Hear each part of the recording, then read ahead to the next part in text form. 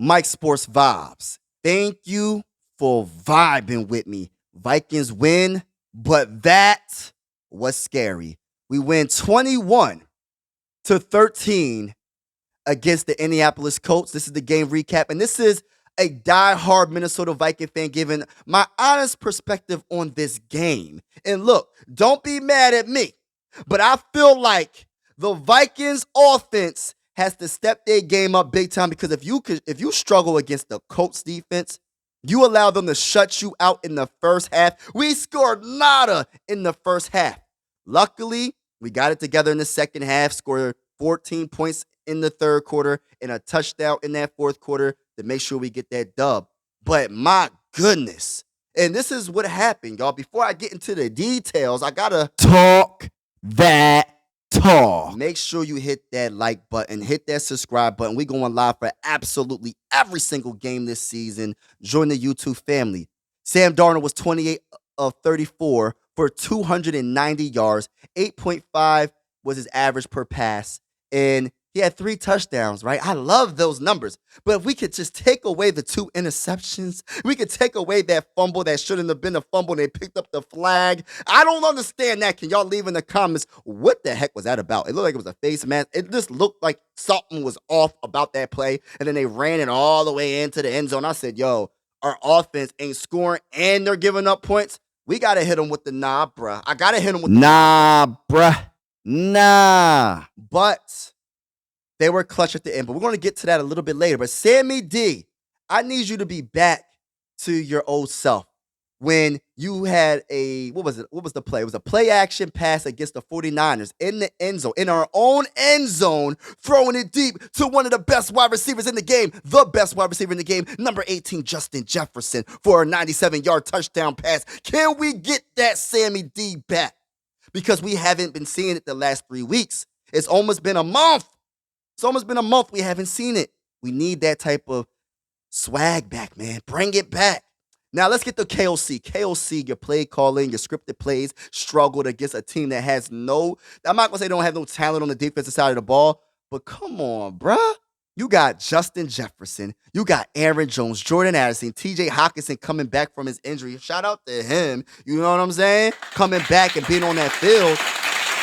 But my goodness, like, we struggling, man. How are we struggling that bad against a Colts defense? And we didn't take advantage of their weakness. Their biggest weakness on defense is literally stopping the run.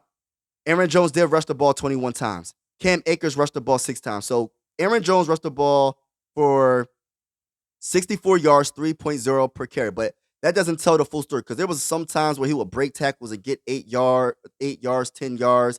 And he was running hard, man, and he got a couple of catches. So Aaron Jones did his thing overall. But I feel like it's a letdown when it comes to the offense, because we could have did so much more. There should be one of our running backs should have at least 100 rushing yards against this specific defense, bro.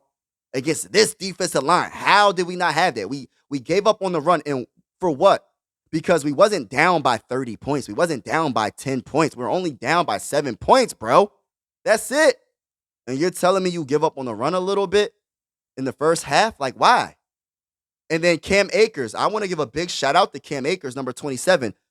Like, 46 rushing yards, 7.7 per average. Only rushed it 6 times, man. I just wish we got to see a little bit more. Change of pace back. Did his thing, was breaking tackles. I said, yo, what's up with the Bull Ty Chandler? Didn't really see him too much, but hopefully he's healthy. But I don't think Ty Chandler is a second string running back. He's a third string running back in my eyes.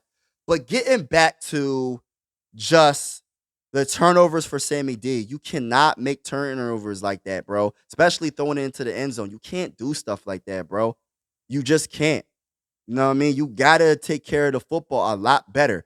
Justin Jefferson, the best wide receiver, has 7 catches for 137 yards, 9.6 per catch. He was absolutely unguardable, unstoppable, the best of the best when it comes to the wide receivers. So shout out to JJ. And he's the only player on this team that I would be like, yo, you could throw it to him when he's double teamed, because he's that bull. He's that bull. It doesn't matter who. He could have 3 people on him. It doesn't matter. This man is that good. Just throw him the ball. He's going to make it happen. I don't think you should do that all the time, but you get what I'm trying to say. You know what I mean?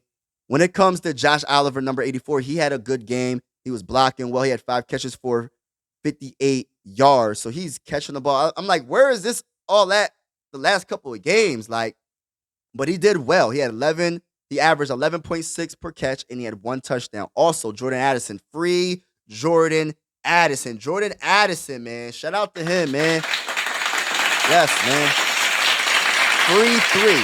Finally, we got some plays for him. I think we should have threw the ball to him a little bit more. He had 5 catches for 42 yards, and he had a touchdown. His longest catch was 21 yards, and that catch for me was absolutely amazing. It was just right on the money in the breadbasket, and I just wish Sam Darnold can make those throws a little bit more often than not. Like, he has the arm, he has the accuracy for the most part, but then sometimes he be making these throws. I'm like, yo, why are you throwing it to the opposing team? Like, why, bro? But that's pretty much all I got to say about the offense. And when it comes to Cam Robinson, I can't say enough about Cam Robinson, our left tackle we just got. Quasi is definitely cooking and doing an outstanding job. And my whole thing is this, man. If Christian Darrisaw is not healthy for 2025 to start, I truly think that we should sign Cam Robinson to at least another year. You know what I mean? Because I don't want to rush Christian Darrisaw. You know what I mean? He's not Christian Darrisaw, but he is solid. So shout out to Cam Robinson, and it seems like he's been with the Vikings this whole dang on season because he was really good in my opinion. So shout out to him. And but yeah, this offense has to do so much better, and it starts with the quarterback and it starts with the head coach, and he just has to be better. Period. It's just like I don't want to keep repeating myself, but he just has to be. He has to be better. Now, getting to the defense, I got to give a big shout out to Brian Flores, man. This defense was absolutely amazing. Yes, because we didn't give up any touchdowns. We just gave up some field goals, which that's going to happen. And, especially when our offense was struggling and throwing interceptions and all that, they gave up some field goals, but they bend, but they don't break. And I got to give a big shout out to our secondary. Our secondary, yes, there was some times on 3rd and 14, or maybe even a 3rd and 20, they gave up a first down. But for the most part, the secondary did well, especially at the end. We had my bull Byron Murphy get a interception, right? We had a couple of big plays by my guy Harrison Smith, number 22, one of the best safeties in Minnesota Viking history, making some plays at the end of the game to break up a couple of passes. Shout out to Harrison Smith. And then we had some sacks, y'all. I wish the sacks would happen a little bit earlier in the game, but I'd rather have the sacks than not have sacks at all. So this is what I like to see. Jonathan Grenard was a monster. He had 2 sacks. Number 58, shout out to Jonathan Grenard. And also, number 52, Ward had a sack. But like I said, this defense been holding it down for the Vikings for the most part for this whole season. And I was live yesterday, right? And I honestly want to know if I did a poll right now and I asked every Minnesota Viking fan in the whole entire world, is the Minnesota Vikings an offensive team or a defensive team? I wonder what the percentage would be. Would it be 60-40 defense, or 60-40 offense? I'm leaning towards the defense. This is more of a defensive team, and that's a problem because our head coach is an offensive-minded head coach. And debatably, not even debatably, there's better players overall on the offense compared to what's on the defense. And it's just Brian Flores is doing more with less. Not saying that we don't got no dogs on the defensive side of the ball, but let's keep it real. When you got a Justin Jefferson, a Jordan Addison, TJ Hawkinson just getting back, you have an Aaron Jones, and we did have 2 of the best tackle combinations in Brian O'Neill and Christian Darrisaw before he got hurt. It's like we have a lot there. You know what I mean? It's just like I just want to see more from this offense, man. I have to see it be a more explosive. And I'm not saying go for the home run every time, but it's just something needs to give and it has to get better because I truly feel like we have a chance to still win this division. I still feel like we are contenders. We still have to prove it because of the last couple losses, but we just got this dub. And I'm happy. We got the dub. That's at the end of the day. And like I said, man, I said on my live, I said, I'd rather play sloppy and win a game than play sloppy and lose a game.